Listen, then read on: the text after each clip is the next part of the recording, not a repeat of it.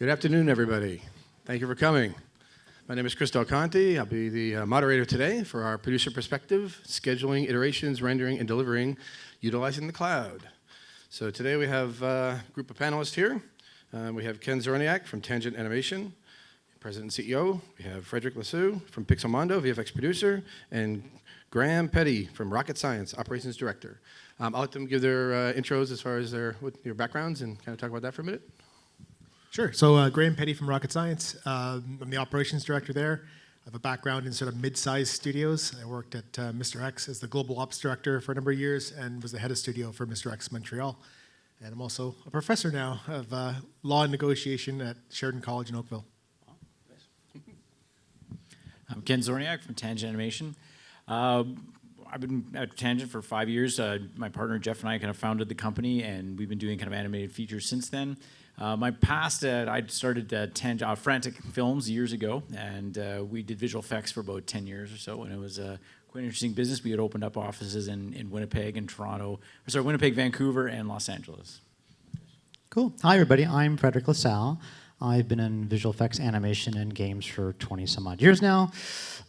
Worked at various companies from gigantic ones like Walt Disney and DreamWorks to tiny, small ones, small visual effects shops. I've worked in a couple states in a couple different countries, so I've been overseas a few times, which has a really cool perspective on things. Right now, I'm a VFX producer here at Pixomondo in Los Angeles. Cool, thank you. And again, I'm Conte. I've been a VFX producer, EP, head of production, a lot of other roles within visual effects over the last 23 years. I've actually worked with both Ken and Frederick at different facilities, and I've now been with AWS for about just over 9 months, kind of educating about the cloud and talking about it. So that's what we're here for today. All right, let's jump right into it.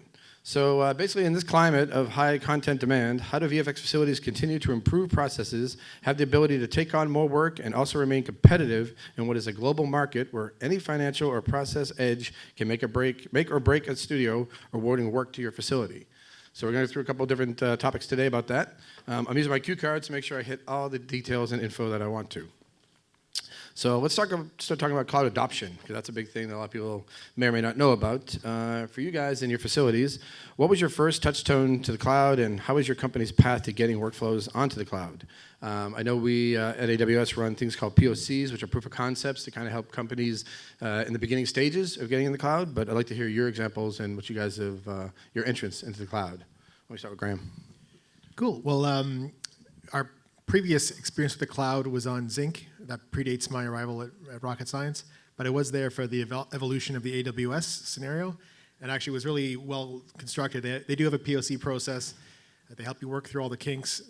For us, at least, they credit us our account, so we weren't burning dollars on fictional work, essentially. As we hit upon problems, they would help us work through. We did some early tests with a major asset for the show, The Expanse.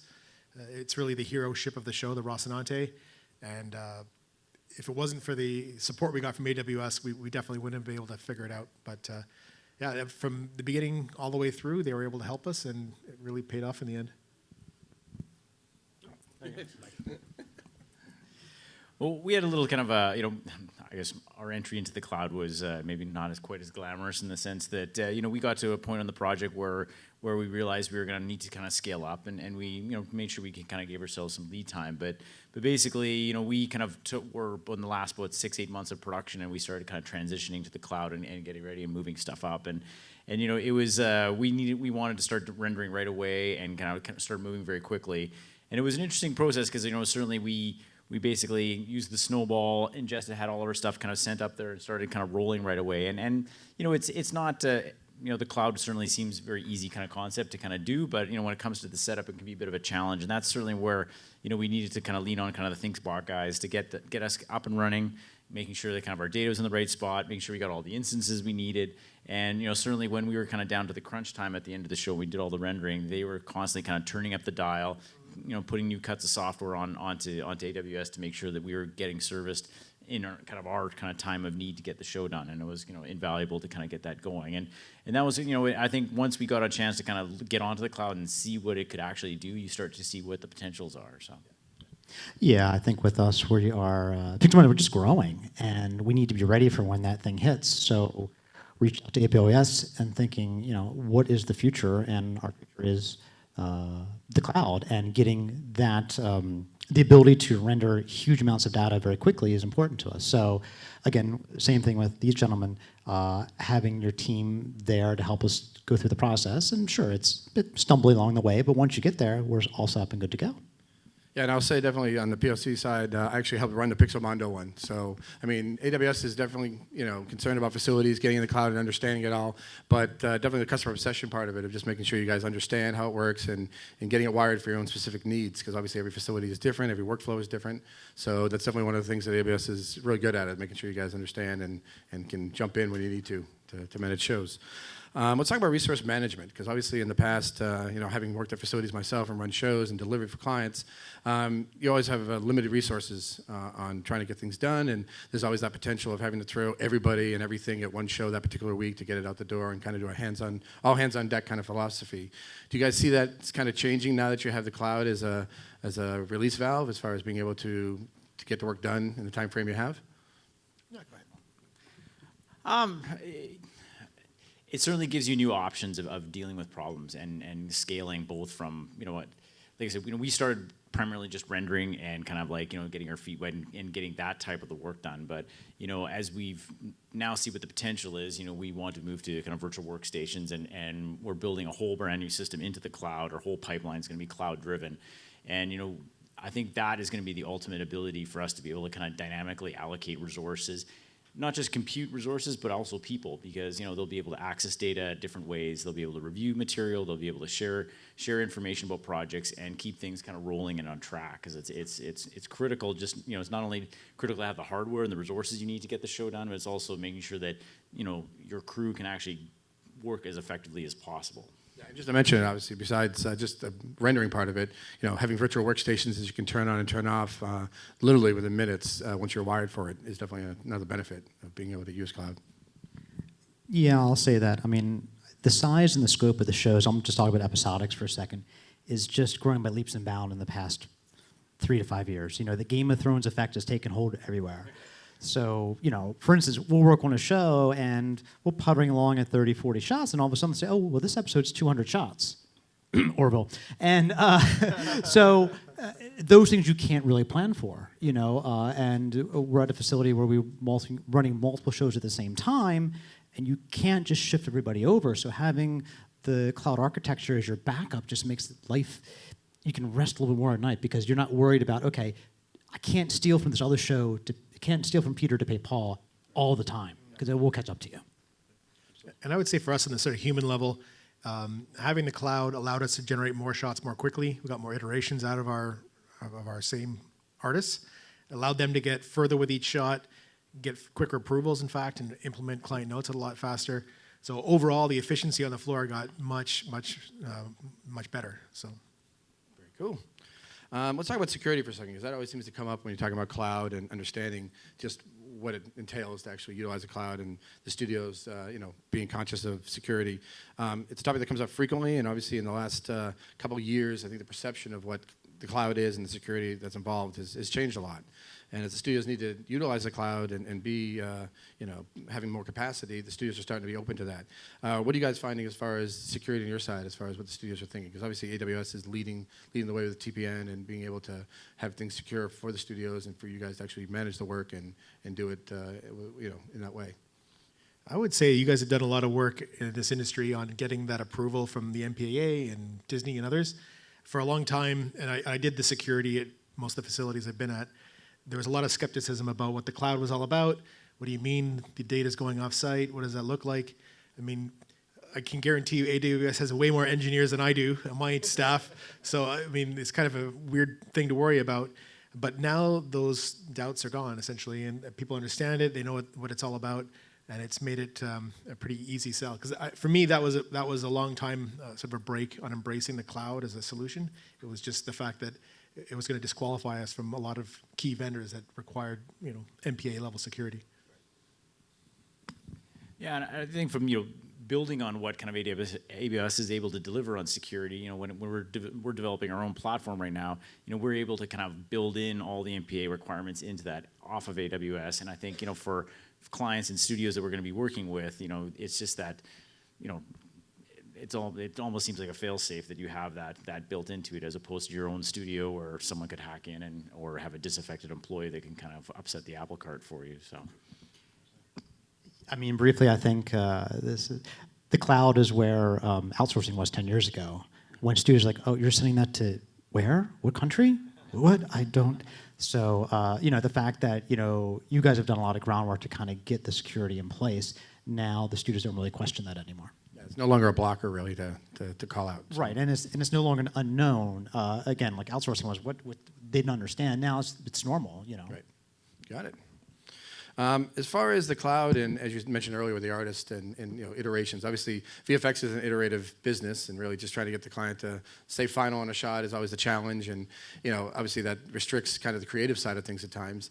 What are you guys finding now that you're able to kind of almost render unlimited if you need to, or be able to put a lot of resources on a show or a shot?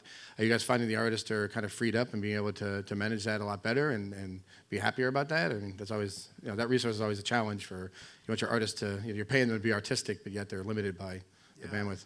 I mean, the challenge is always to keep everyone busy at all times, and the artists hate being pulled off shots, so it used to be that if they'd send a big lighting shot off, they might get pulled onto another show or another shot, and they kind of lose their mojo, and then that shot would come back days later, and they're trying to remember, oh my God, where was I on this shot? What do I have to do?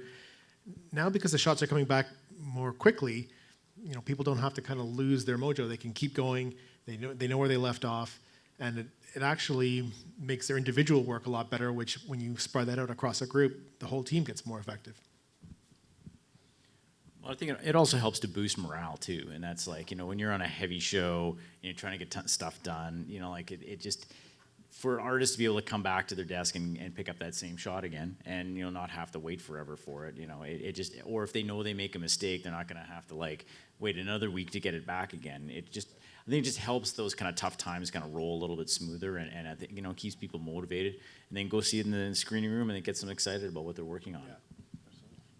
I'll just add that it makes the supervisors a lot happier too, because they don't feel, if I give this note, I won't see it till tomorrow, which means we can't send it. It gives them the liberty to say, you know what, I do want to do this final tweak, and we can render this, and I'm not going to worry about it. So I think in the end, you get more iterations, the supervisors are happier, the quality of the work gets better, which is better for the studio, and better for the show, and better for the audience. I mean, I definitely find, too, some of the examples I see is that if the artists are able to get renders off faster and get them back quicker, you're not having artists, I've been there where I've sat with artists at 11 o'clock at night waiting for a render to come back, because you have a director coming in at 9 a.m. tomorrow morning, and then you see that shot, no, they forgot to turn that one note off for the last 10 frames. Now we're going to render that again, it's another half hour, and now you're bringing in dinners, you're paying overtime, and it really just starts to stack up very quickly, and you're burning out your artists. Like you said, you have a happier artist. And on the client side, as far as the directors and those that are approving these shots, do you find they're giving you guys more notes because you're turning around faster, or you're finding that they're happier that you guys are getting the work done quicker and able to move on to the next shot? Is it a mix of that, or? Well, I think for our workflow, and we're able to put more shots in context, and I think On an animation project, you're saying. You can put more stuff in front of them quickly, and say a sequence of shots. And we traditionally find that we always get more approvals when the director can see a bunch of shots together and see it in context, as opposed to just seeing a one-off, right, where they're just constantly noodling the same shot. And then those changes end up impacting all the other shots inadvertently that they don't see it. But when they see it all together, they rest assured that's what they've asked for, and boom, they'll approve it, and you're moving on. So cool. Let's move on. So knowing that you guys have the cloud utilization, and that's kind of helping you do everything we've talked about as far as speeding up iterations and getting approvals faster, going forward as you guys get into bidding future shows and you're talking about future work, do you find yourself now being able to account for the cloud and being able to kind of look at things differently as you find, as you basically plan out these resources and kind of bid out shots, at least knowing what you can render in the time frame you have and what you guys can utilize with the cloud to get things done faster? Yes.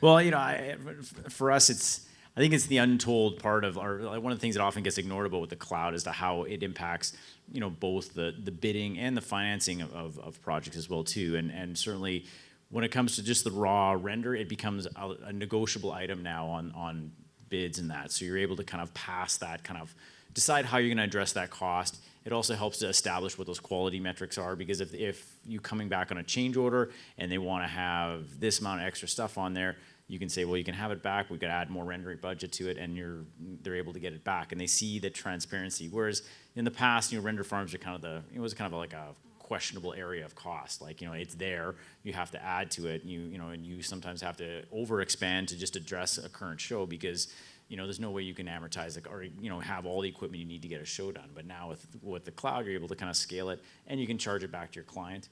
I think there's also a lot of other things when it comes to financing pictures now, where you can move render amongst regions. So if you are doing an international co-production and you got to spend X amount of money in the UK and X amount of money in Canada, and you want to do more of the production work in Canada and have that flow and keep that working for the best of the project, then you can move that render cost to, say, the UK, and it helps to balance that. And then, of course, it allows both countries to access more tax credit, and you're able to get your show made, because if you can't get it financed, it's not going anywhere. So I would say for us, we like to over-deliver to the extent we can with our clients, because for us, if we have a production team in place, we would prefer to grow a project we already have than take the risk of trying to chase down new work, let's say. So I'll give you a great example. On The Expanse, there were a number of shops working on that same show, and towards the end of production, it became evident to the client that a lot of our colleagues were not going to hit their deadlines, that they were either overwhelmed on the production side or with the render, let's say. And so as the lead vendor, they would come to us and say, hey, can you pick up this work?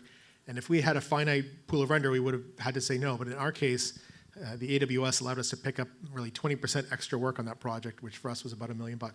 So it had a really demonstrable monetary advantage that allowed us to succeed where some of our colleagues were failing. So, got it. As far as VFX deliveries, because we all know there's always those big deliveries at the end of a week or end of a day that you have editorial there once everything gets approved, trying to get everything out the door. Do you guys find that cloud utilization has kind of improved the idea of deliveries? And where do you see that going in the future now that you guys are kind of working within the cloud as far as deliveries? How is that being affected? Actually, I want to go back in time for a second. So the last question. So Graham made a really good point where you're like, we had a small facility, we can do this amount of work. With the cloud, AWS, all these other solutions, it allows you to punch way above your weight. So in the past, you thought, wow, we can do 10 CG shots a week. We know how many render hours this is. Well, now we say, well, we have the assets already. It's the same show. We can do triple or 4 times the work because we've already set these things up. So it allows you to, I use punch above our weight a lot at Pixomondo. We're like, yeah, this is a lot, guys, but we can do it because we have these extra resources. Sorry, back to your other question. So that question was really about VFX deliveries and how that's affected now and in the future. Now that you're cloud-based, how does that help you at all as far as utilizing the cloud for deliveries? I would say for us, it hasn't changed the delivery aspect of it a great deal. What it has done is it's given us a bit of consistency and a bit of predictability. We know when our shots are coming back, but we bake into our forecast the fact that AWS is available, so it's not a surprise. We know that if we have a shot that's due at 5 o'clock on Thursday, it's going to be there at 5 o'clock on Thursday. I think in the early going, it was kind of like, oh, surprise, this stuff is done quickly. But now we just know how long a shot's going to take. And so, we factor it in. Our deliveries still happen like everybody else's in the evening. Our poor editorial staff are hanging around until 8 o'clock. But by and large, that's it for them. They're not sticking around until midnight or 1. It creates a bit of life balance in the studio. Between the episodic and the Redshift and the AWS that we've been using, it's given us a lot of speed and helps people go home at the end of the night without being totally burned out. Yeah, I think from a delivery standpoint for us, we can deploy the cloud to be able to just do a lot more like rendering, obviously at the back end, and kind of gang a lot of that stuff up. And what that did for us certainly on next gen is that we were dealing with not only kind of our client, but we also had to deal with the Chinese sensors, and there was a lot of adjustments to the story to the last minute.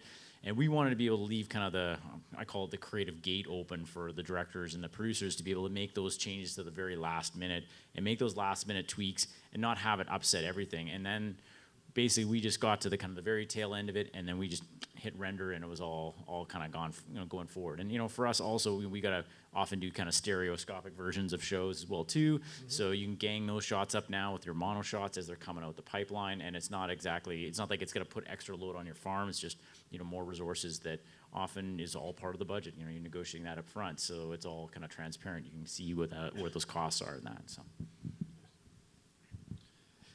And speaking of budget, just going forward as far as the facilities you're in, having said all the benefits that we talked about already about cloud, how do you guys see the future of your facilities as far as the idea of CapEx and buying on-prem equipment versus the idea of operational cost and kind of moving some of that stuff as far as legacy equipment winding down and then being able to either replace that potentially with on-prem or actually utilizing cloud instead? Well, I think historically, like a lot of studios, we kind of plan for the peaks, and you keep a certain amount that would allow you to maximize. I mean, that's the old school way of doing it, right? You had to make sure you had enough render to tackle the biggest jobs you're going to have. Now we basically plan for the minimum amount possible locally, and we handle the spikes on the cloud. I think we're always going to have some capacity locally, but I think it's not going to get any bigger than it is now. Like what we've got is more or less what we're going to retain, and going forward, the growth aspect, the growth side of the business on the render anyway, will definitely come through the cloud.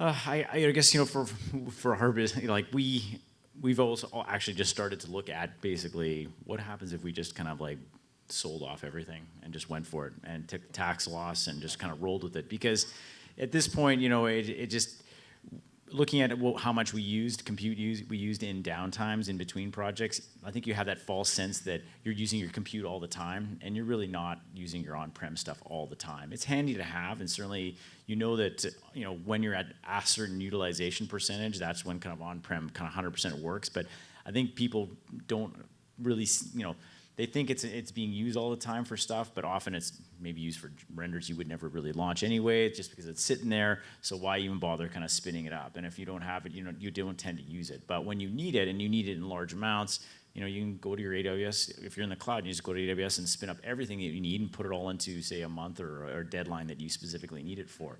And I think it's a much better allocation of what your costs are and what represents your kind of workflow in that. So. And I think, for us too, like with some of the animation projects, because they last a long time, going cloud-wise, you get a much better matching of revenue and costs. So, we have costs coming in, and, we don't have to have equipment on the books and depreciate it, and it doesn't match, the revenues that are coming in, and you got kind of tax liabilities that you got to deal with up front. And this is just a nice way of kind of being able to spread everything out over the course of your year-to-year kind of projections and financials. Yeah, I'll say, software, hardware continues to evolve every year, and what you planned for 2 years ago is now out of date. And Pixomondo, it's a unique challenge, and a lot of studios have this too, where we have offices all over the world, and all of our hardware doesn't match. Just because what Stuttgart bought in 2015 is not what Vancouver bought in 2017, is not what we bought last year. So you have lots of mixing and matching, and I think moving forwards in the future, it's being able to, I'll just talk about the hardware side, being able to update the hardware continually so you have the specs that you need. And what you guys allow, or AWS allows, is you can choose those specs. So your effects guy who's running some crazy simulation needs to have this gigantic RAM, right? While maybe the modeling team doesn't. So that flexibility you can do in the cloud, but doing it like with Dell is a lot harder, So it's being able to have that balance, and I think as we all move forwards, and we realize that updating hardware every 2 to 3 years, it's a losing battle. We're past those days where the boxes were $10,000, $20,000 a box, but still you're spending thousands of dollars on a continual basis for minor upgrades. As far as your facilities are concerned, just out in the open market and being competitive, do you guys find that now that you're cloud-enabled, you're able to be more competitive with the other facilities out there that are not? And how does that affect your studio relations and the studios and how they look at you as far as having that unlimited resource? Do they see that as a positive thing? And is that something you guys use as a selling point? Well, yeah. I think, the industry in general is in massive flux right now. Obviously, it's evident, the streamers are coming and all this, the theatrical stuff is all over the place, hard to get independent movies out there. And honestly, I think and there's a lot of people sitting on the sidelines, naysayers, looking, I don't know about the cloud or whatever. The ship is leaving, and you better get on it, because if you're not on it, Everyone get you're that? screwed, because the formats are going to change, and you're not going to be fast enough to the mark of getting up to speed on what you need to do to get it done. And I think part of this is example of the current project we're working on. It's a gargantuan project that I can tell you we can probably only do if we had AWS on the back end, because we're never going to render the damn thing in time because it's so big. But it's not impossible to do, but it's just that it's a new thinking and new workflow, and we want to be first to the market with it, and that's always been kind of Tangent's mantra, in the sense that we want to be disruptors. We're using open source 3D software. We're trying to challenge all the aspects, and this is one of those things where we latch into this right away, because it's like it is the direction things are going, and it's what you need to do to survive and to kind of grow.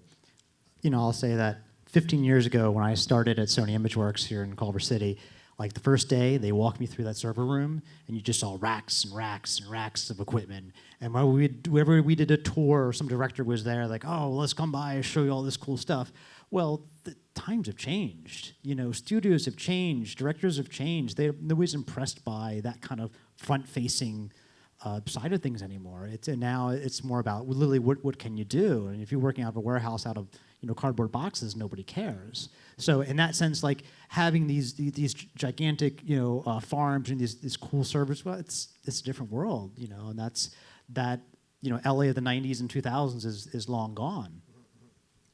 I would say for us, I don't think I've ever had a client ask if we could render something. Like, it's just a given, right? Like, they care about the shots. You would need a very sophisticated client to say, hey, I've given you 2 projects. Are you sure you can get them both done at the same time? You have enough render capacity? So for us, I don't think there's much of a sales side upside. I think it's all in practicality and client service side. Like, once we have the job, if we can give their notes quickly, that's where they're going to be happy. Yeah, it's basically, can you turn it around in a day? Can you turn it around in a day? And when you say, oh, don't worry, we'll get that note, we'll get it back to you tomorrow, that you actually get it back tomorrow. And if you don't have that render power behind you, you may not. Or like I said, you have to borrow from Peter to pay Paul. But going back to my Expanse example, being able to say yes to a client who's in dire straits is amazing, because if you're the hero on any show, you're getting the next job, or at least a cut of the next job. At least that's been our experience. I think that overall that happens. And also, I've been on many cold room tours myself, giving them and them and on them as well. So, but it really, yeah, like you said, I mean, doing those tours now is almost a negative, because you're kind of showing them the limitation you have of that room. Yeah. And half those machines are probably more than 2 years old, or whatever it may be. So, it definitely speaks a different language now. Or it's like your bids. It's like your bid is handling machines from 1997, right? That's you're being charged for that kind of stuff. Absolutely. So just speaking with the show specifics, you guys kind of delved in a little bit, but as far as utilizing the cloud in the last few months, in the time frame you guys have had it, can you guys give us a story with numbers about what you guys were able to render for some of these shows and what you pushed through, just to kind of give people an idea of what we're talking about as far as compute? Sure. I mean, I can use the example of the Expanse that I had in my presentation. I mean, we only started with AWS in January, February. That was our sort of ramp-up POC period. By the end, sort of between January and now, we've done 10,000 jobs on the farm locally and in AWS. That includes tests and iterations and final shots. In the beginning, January, February was like 0% AWS. By March, it was 2.5%. But by July, we're doing a third of that show. So at the end of the day, like 20% of that show was done on AWS, and that's probably going to be the new norm. That's not going to be an outlier anymore. So I think it's pretty phenomenal. And we were seeing shots come back that took us to render locally, say on the 20-hour mark, coming back in 8 hours, because we were able to engage more machines on the cloud than we had locally. And so together, I mean, these things make us faster and cheaper, and that makes us competitive. So I knew that AWS testing was happening at Pixomondo, so I knew this was going along. And all of a sudden, as things happen, we had a special show that just needed a special render done. And it was something that was off the books. It was for a presentation, but it was like a 3,000 frame V-Ray render to show some studio the next day. And of course, they're like, how do you do it? And I'm like, well, And then I said, well, we can try the AWS, and we did. So long story short, what this renders 2,800 or 3,000 frames. It would have taken our farm with a lot of things that I could squeeze out 4 days to do, and we got it back in 10 hours. So in this case, we're able to come in the next day, and our internal team was able to do the final tweaks they wanted to do, kick it off to AWS, come in the next day. The client comes in, they see this wonderful presentation. Oh, wow, that's great. And now we've got a show coming in. So that's something we just did not, I couldn't stop all the other shows, Orville, to get that through. So, and that's when things like AWS come in handy. In addition to, like Graham was saying, he's got his show, he just wants to expand capacity, but a lot of times we have these surprises that come in that you get the tap on the shoulder and you're like, okay, sure, when do you need that by? Well, who is it, what? And it's good to have a friend up in the cloud for those moments. Yeah, and for us, we, like I mentioned, we did a lot of rendering on next gen in the last kind of part of the show, and we probably put through over 3 million hours in 36 days. So it was a huge volume, and it's only going to get bigger because after talking to kind of Chris Bond, I know the instance count can even go way, way, way higher. Going higher. Yep. But I think it's great to tell kind of the stories about the render side of it. But I think for us, looking forward, what is the cloud going to do for us? And it's going to be all the other stuff that it can do, all our storage, our using kind of Deep Glacier and all these other kind of tools that are going to be now possible with AWS and working in the cloud, which is going to be, I think, huge for us. And it's going to create all those future kind of saving moments and stories that are we're going to be talking about, because it's really going to, I think, help advance kind of our business forward very quickly. Just talking about all the benefits we've talked about, is there other things that are additional benefits that we're really not recognizing, or people don't see at a glance when you start utilizing the cloud for render versus on-prem? Do you guys see that there's additional things that aren't talked about, but then as you kind of delve deeper, you kind of see that there's additional things that are being beneficial from using the cloud? I'll say one thing is having 24/7 customer service is nice.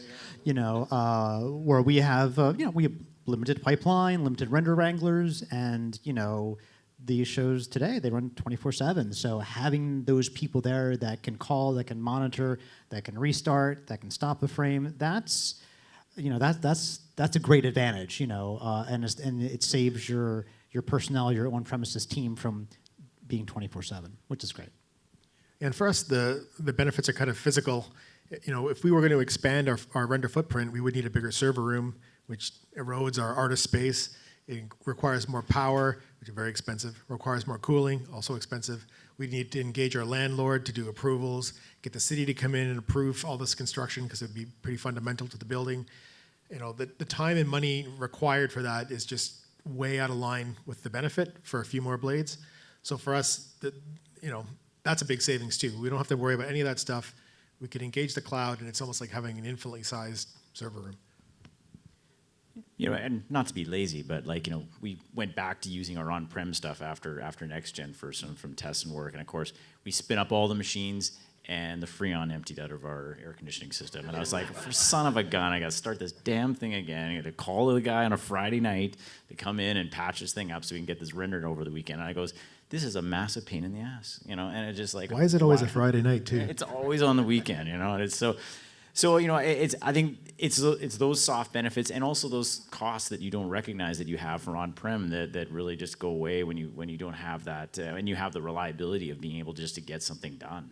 With AWS, you can kind of walk away, and you can dial it up, dial it down.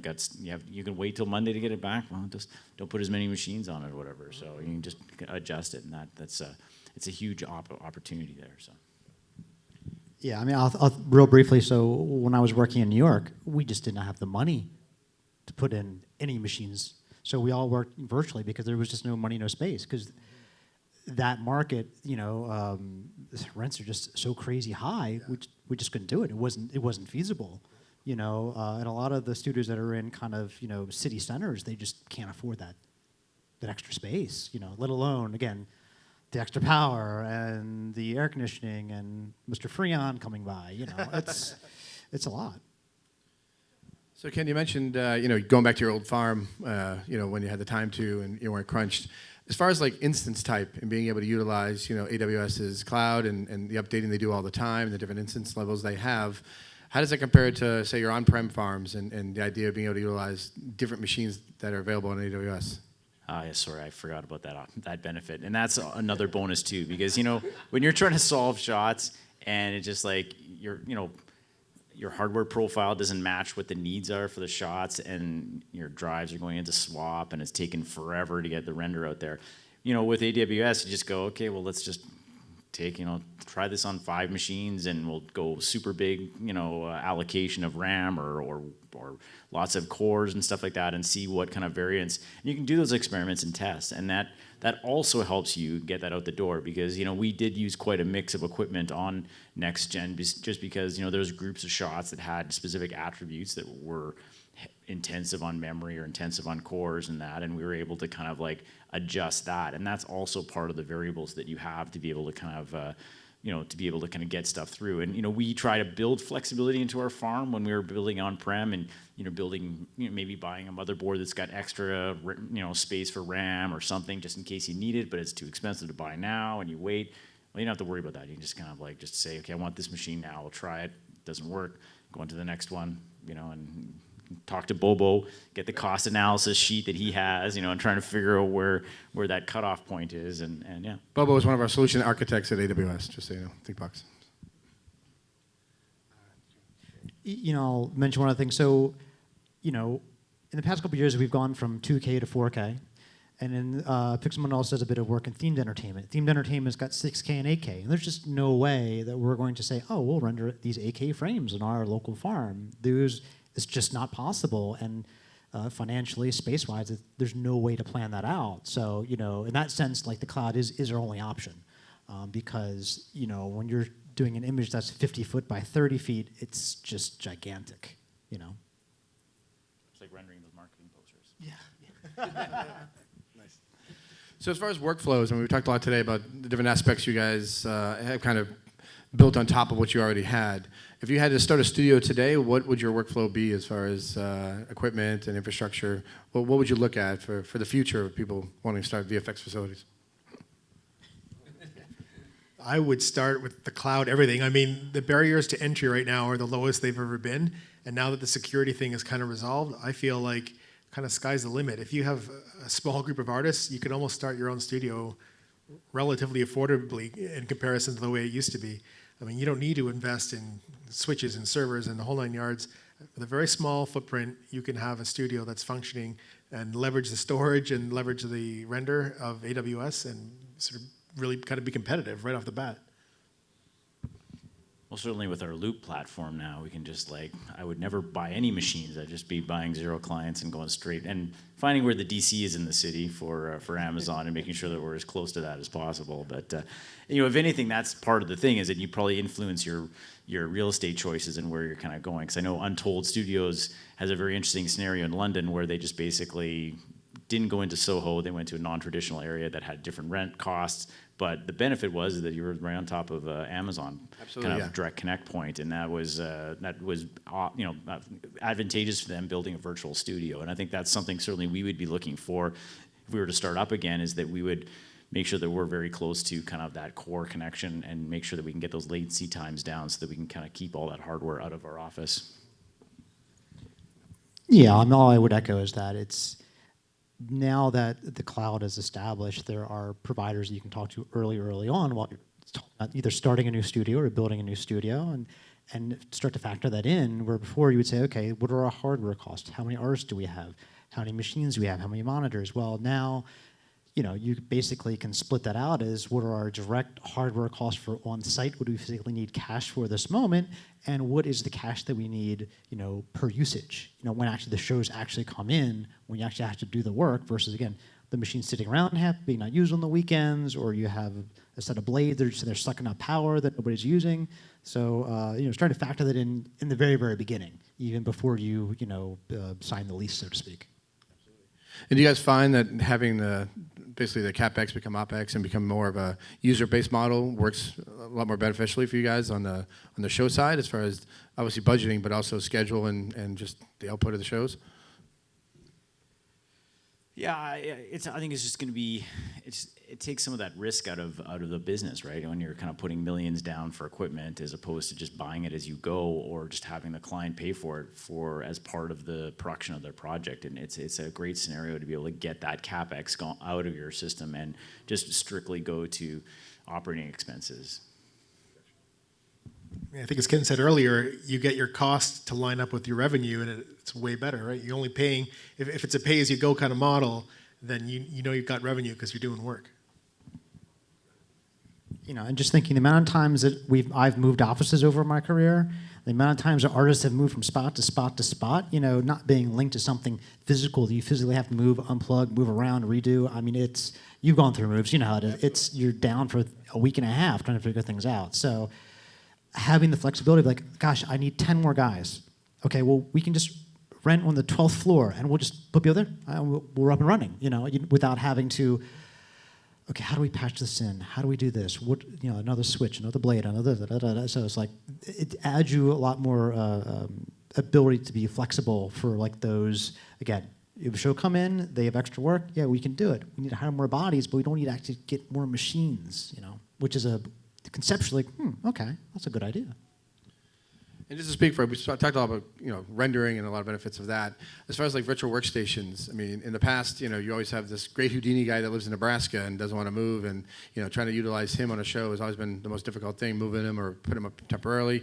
Is that something you guys would look forward to in the future, utilizing virtual workstations and having it set up in the cloud where you can have independent contractors come in and kind of work on shows that aren't physically in your space but are able to still securely work on a project?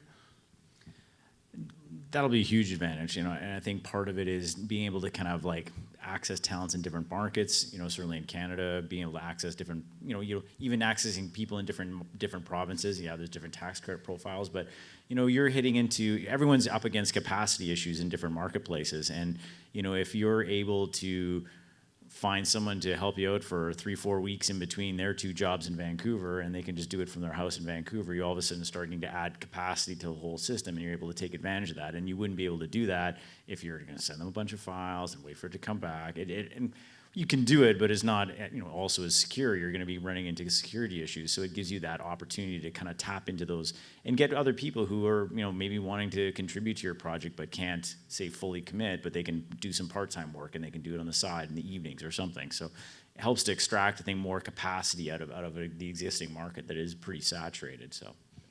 Yeah, I mean, right now, I usually just say no, sorry, I can't. But, you know, like today I ran into like 5 people. Hey, can I help out? Can I help out? I'm like, well, no, not really. But I think once the security question gets nailed down, then yeah, it opens a lot of avenues for people that are, you know, decided to leave LA or to leave Toronto or live in the burbs, or, you know, they can't afford rent in the city, so like I want to buy a house in the countryside. You know, there are lifestyle choices that people make that make it hard for them to work. But if it truly is a secure connection and the studio certified, then sure, yeah, why not? You know, there's a lot of, who's this guy in Nebraska? Somebody? Is he a copper? There you go. So we've covered a lot of topics today about just rendering and workstations and the benefits for production, for budgeting, for deliveries. Is there any other topics that you guys wanted to cover today that you felt were important to kind of note within the cloud? I mean, we've kind of covered a lot of stuff today and the workflow from top to bottom. So, I mean, in the end, you guys are getting stuff done faster. You're having quicker iterations. You're getting quicker finals. You have happier artists, and you're able to take on more work and actually potentially become more profitable in the VFX world, which is amazing. Well, that is it for today. Thank you, everybody, for your time. Appreciate it.